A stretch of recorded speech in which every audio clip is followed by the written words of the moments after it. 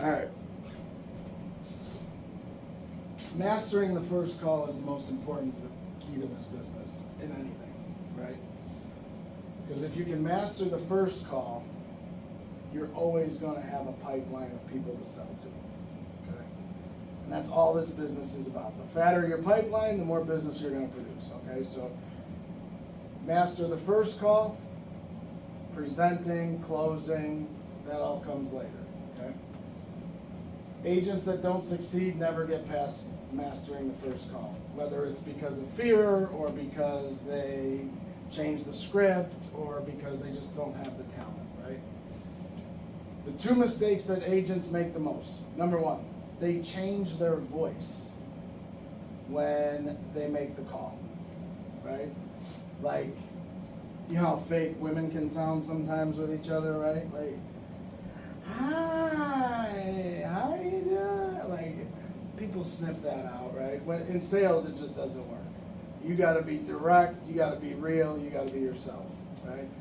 Hey, Debbie, this is Drew with American Health. How you doing today, right? I got to make some calls too, and I'll show you, right?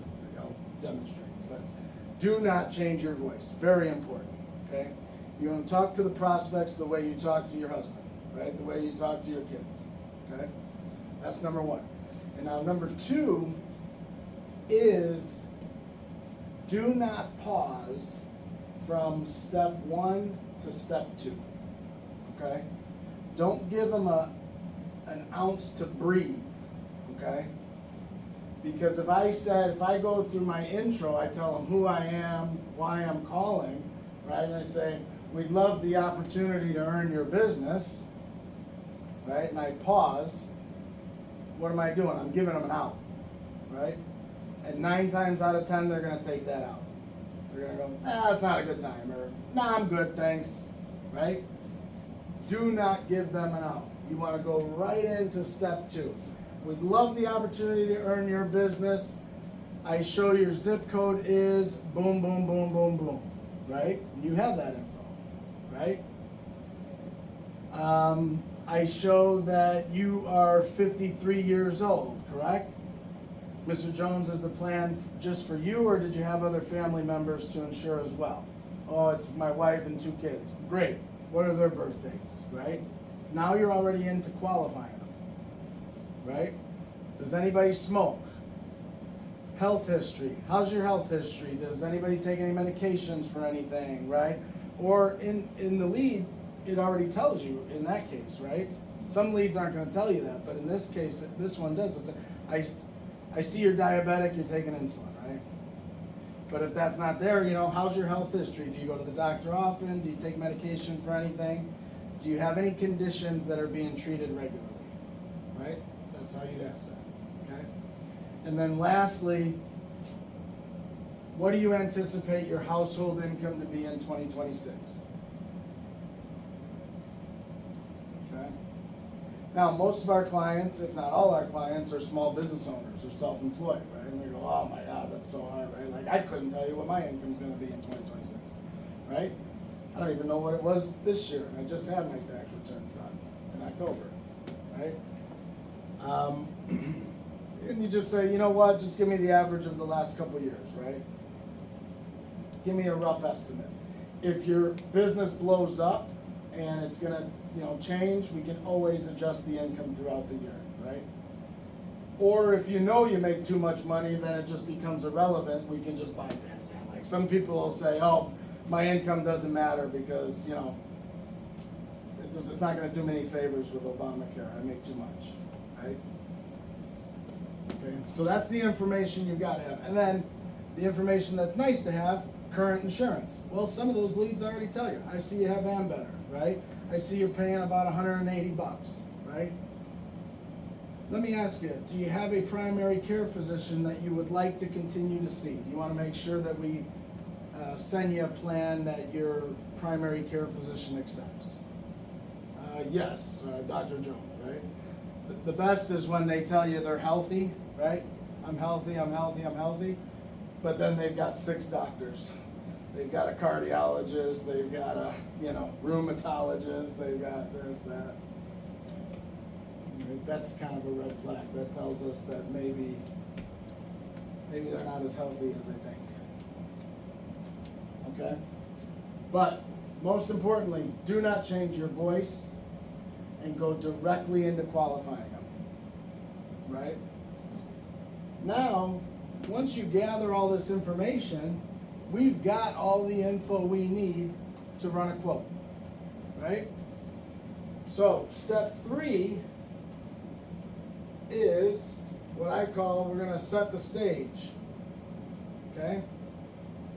We're going to tell Mr. Jones what's going to happen next. Mr. Jones, now we're going to go shopping for the right health insurance plan for you. Okay? And we're going to go ahead and email that over to you. Verify their email address. You should have it on the lead, right? If you don't, you'll need to get it, right?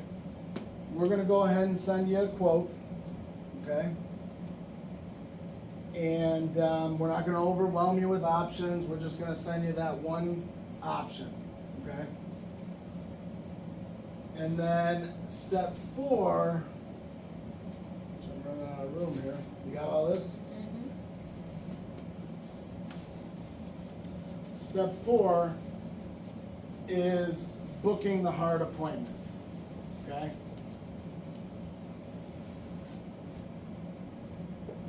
Book the hard appointment.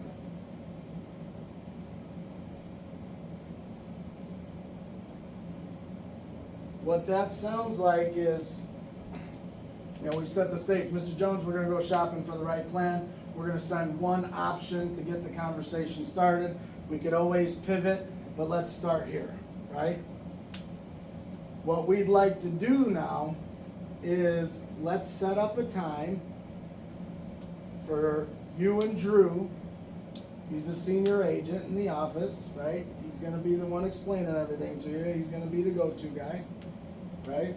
Let's set up a time for you and Drew to go over this plan, okay? Ideally, we would have you in front of a computer or a laptop because we like to do a Zoom call.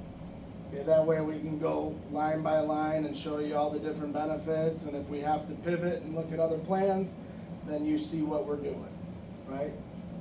So what's a time, Mr. Jones, and don't be afraid to ask him this, right? What's a time, Mr. Jones, that works for you where you can dedicate 30 minutes of your life to figuring out 2026 health insurance? We know it's not exciting, right? But when can you dedicate 30 minutes to just getting this task done? And then it becomes sales 101, right? Booking the appointment. Do you have some time, Wednesday or Thursday? What works better for you, afternoon or evenings? And you just narrow it down, right? And put it on my calendar. Now, some people aren't gonna book the hard appointment on that first call, right? They're gonna say, well, just send me the stuff, and I don't know my schedule right now, just send me the stuff and I'll look at it, and then, I'll call you if I'm interested, right? The rule of thumb is you never let a lead die. What they're trying to do is kill that, so they're trying to kill themselves as a lead, right? If I'm interested, I'll call you, right? We know as salespeople we'll never hear from them again, right? So we're never gonna let a lead die, never let a lead die. If they're not willing to book that hard appointment with you right then and there, what you'll do is say, you know what, let me get the quote out to you, okay? And I'll send you a little bit of information more about the firm, right? So you know who we are and who you're dealing with, right?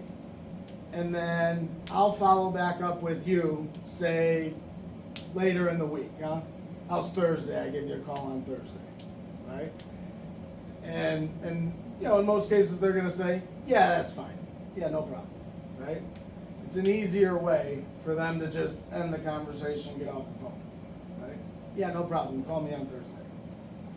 Cool, well now that's in your pipeline for a Thursday call, and you call on Thursday and you say, hey, did you get the quote? We've got a whole script on that follow-up call now, right? We'll go over that script now.